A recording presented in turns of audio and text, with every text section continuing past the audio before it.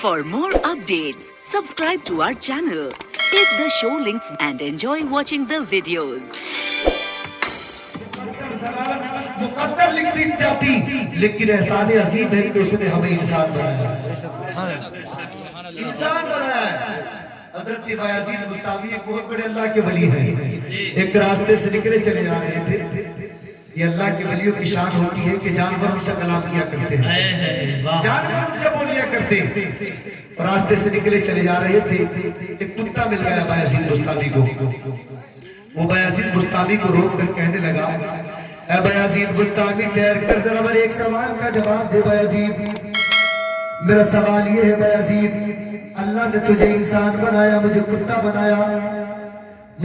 بنایا تجھے انسان بنایا بایزید میرا سوال یہ ہے کہ ایسی کون سی نیکی کی تھی تو نے اللہ کی بارگاہ میں جو قبول ہو گئی تجھے انسان بنا دیا میرا کون سا جرم تھا کون سی خطا تھی کہ اللہ کی بارگاہ میں مردود ہو گئی مجھے کتا بنا دیا اللہ اکبر اتنا جب بایزید بستامی سے کتے نے کہا نا تو تاریخ بتاتی ہے بایزید بستامی کے پاس سوال کا جواب نہیں تھا رونے لگے بایزید بستامی سر کو پکڑ کر بیٹھ گئے جب سوال کا جواب نہ بن سکا تو کتا کہنے لگا بایزید پریشان ہونے کی ضرورت نہیں ہے میرے سوال کا جواب یہ ہے اس میں تیرا کوئی کمال نہیں ہے نہ میری اس میں کوئی خطا ہے بس اللہ کی مشیت نے چاہ لیا تو تجھے انسان بنا دیا اور اللہ کی مشیت نے چاہ لیا مجھے کتا بنا لیا تو فخر کر اللہ کا احسان مان اس کا شکر کر کہ اس نے بغیر کسی طلب کے بغیر کسی دعا کے بغیر کسی نیکی کے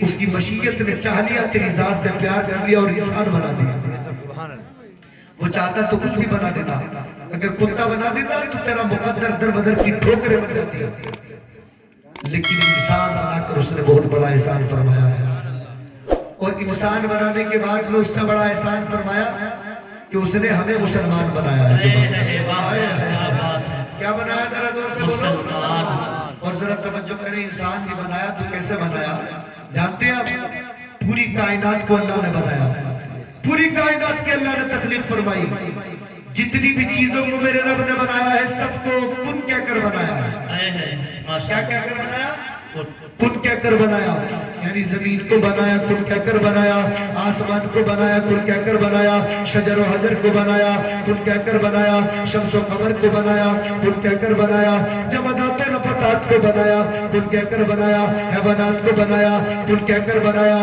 پوری دنیا کو بنایا کن کہہ کر بنایا لیکن اے انسان اے حضرت انسان تو اپنے مقدر کو تو دیکھ اپنی شان کو تو دیکھ اپنے مقام کو تو دیکھ اللہ نے تجھے کتنا عرفہ والا بنایا کتنا بلند والا بنایا تیری شان کتنی بلند والا بنائی فرمایا اے انسان جب میں نے کسی چیز کو بنانے کا ارادہ فرمایا تو صرف اتنا فرماتا ہوں کل تو وہ ہو جاتی ہے فیکون وہ بن جاتی ہے لیکن جب تجھے بنایا تو میرا رب فرماتا ہے اے انسان لما خلقت بیدیا میں نے تو تجھ کو اپنے ہاتھوں سے بنایا ہے اپنے دست قدرت سے بنایا ہے اپنے دست قدرت سے بنایا ہے اتنا بلند و بالا کروا دیا تو اپنے مقدر پر تو دیکھ اللہ نے تجھے کتنی عزتوں سے نوازا ہے کتنی شانوں سے تجھے نوازا ہے انسان بنا کر اس نے مسلمان بنایا اگر وہ مسلمان نہ بناتا تب بھی ہم سے کچھ نہیں کرتے مسلمان بنا کر اس نے اور بڑا احسان ہم پر یہ فرمایا کہ اس نے اپنے نبی کا امتی بنایا ہے سبحان اللہ اپنے نبی کا امتی بنایا وہ جانتے کیسے نبی کا امتی بنایا کیسے نبی کا امتی بنایا ایسے نبی کا امتی بنایا ہے کہ جب قیامت کا دن ہوگا حضرت ابراہیم علیہ السلام نبیوں کے منبر لگے ہوئے ہوں گے تو حضرت ابراہیم علیہ السلام نبیوں کے منبر کی جماعت سے نکل کر کھڑے ہوں گے اور اللہ کی بارگاہ میں عرض کریں گے اے پاک پروردگار تو مجھے اجازت عطا فرما آج قیامت کے میدان میں ہم دیکھ رہے ہیں کہ تیری نظر رحمت نہ امت آدم کی جانب تیری نظر رحمت نہ امت لوط کی جانب تیری نظر رحمت نہ امت ہود کی جانب تیری نظر رحمت نہ امت سلیمان کی جانب تیری نظر رحمت نہ امت دانیال کی جانب تیری نظر رحمت نہ امت موسیٰ نہ عیسیٰ کی جانب تیری نظر رحمت قیامت کے میدان میں اگر کسی طرف ہے تو وہ امت محمدیہ کی طرف ہے. سبحان اللہ. اے مولا تو مجھے بھی امت محمدیہ کی سب میں کھڑے ہونے کی سعادت عطا فرما. سبحان اللہ. یہ مقام اللہ نے ہمیں عطا فرمایا ہے, یہ شان اللہ نے ہمیں عطا فرمائی ہے کہ اپنے حبیب کا امتی بنایا ہے. سبحان اللہ. اپنے حبیب کا امتی بنایا ہے, اپنے حبیب کا امتی بنایا ہے. اور جانتے ہیں آپ اپنے حبیب کا امتی بنا کر اور سب سے بڑا احسان فرمایا یہ کہ اس نے ہمیں سنی صحیح العقیدہ خوشعقیدہ مسلمان بنایا. سنی خوشعقیدہ مسلمان بنایا. آج دنیا میں نہ جانے کتنے فتنے کتنے فرقے ہیں, کتنے فرقے ہیں, لیکن اللہ کا احسان ہے کہ اس نے ہمیں اہل سنت والجماعت سے بنایا ہے. سبحان اللہ. بہت بڑے احسانات سے اللہ نے ہمیں نوازا ہے. اللہ اکبر کبیرہ. تو ہم کو چاہیے کہ اللہ تبارک و تعالیٰ کا ہر وقت شکرانہ ادا کرتے رہنا چاہیے. جتنی ہو سکے ہمیں اللہ کی بندگی کرنی چاہیے, اللہ کی عبادت کرنی چاہیے, اللہ کی ریاضت کرنی چاہیے. شب روز اللہ کی بارگاہ میں اپنے سروں کو جھکانا چاہیے. اور خصوصی طریقے سے ہمیں اپنے ماں باپ کا ادب و احترام کرنا چاہیے. جب گھر میں اولاد پیدا ہوتی ہے نا تو سب سے زیادہ خوشی کس سے ہوتی ہے؟ وہ ماں باپ کو ہوتی ہے. سب سے زیادہ خوشی ماں باپ کو ہوتی ہے. اور جب اولاد کی شادی ہوتی ہے, جب بیٹے کی دلہن ماں باپ لے کر جب آتے ہیں نا تو اس دلہن کے آنے پر سب سے زیادہ اگر خوشی ہوتی ہے تو وہ ماں کو ہوتی ہے یا باپ کو ہوتی ہے؟ سب سے زیادہ خوشی. لیکن افسوس کی بات ہے کہ جن کو سب سے زیادہ خوشی ہوتی ہے شادی کے بعد انہیں نظر انداز کر دیا جاتا ہے. انہیں یہ کہا جاتا ہے کہ جب سے شادی ہوئی ہے آپ ہم سے چڑھنے لگے ہیں, آپ ہمارے نظر میں نہیں لا رہے, ہماری بیوی سے نفرت کر دیں. یہ ماں باپ کو تانے ملتے ہیں, یہ ماں باپ کو باتیں سننے ملتی ہیں. حضرات گرامی وقار جانتے ہیں آپ ماں باپ کا مقام کتنا بلند و بالا ہے, ماں باپ کی شان کتنی بلند و بالا ہے. اللہ عبادت کرو, میرے ساتھ کسی کو شریک نہ ٹھہراؤ. تو وہاں ماں باپ کی اطاعت کا حکم دیا, ماں باپ کی فرما برداری کا حکم دیا, ماں باپ کی اطاعت گزاری کا حکم دیا. ایسے بھی کہہ سکتے ہیں کہ اللہ نے اپنے بندوں پر دو حقوق نافذ فرمائے, حقوق اللہ اور حقوق العباد. حقوق اللہ, حقوق العباد. حقوق اللہ یعنی اللہ کی ذات کے ساتھ کسی کو شریک نہ ٹھہراؤ. نماز, روزہ, حج, زکوٰۃ یہ اللہ کے حقوق ہیں. اور حقوق العباد ماں باپ کا حق, بیوی کا حق, بچوں کا حق, پڑوسیوں کا حق, رشتہ داروں کا حق, خاندان والوں کا حق, یہ سب یہ حقوق العبد میں آتے ہیں. لیکن جانتے ہیں آپ جہاں اللہ نے حقوق العبد اور حقوق اللہ کو ایک ساتھ ذکر فرمایا, اکٹھا کیا, تو جانتے ہیں آپ کیسے کیا؟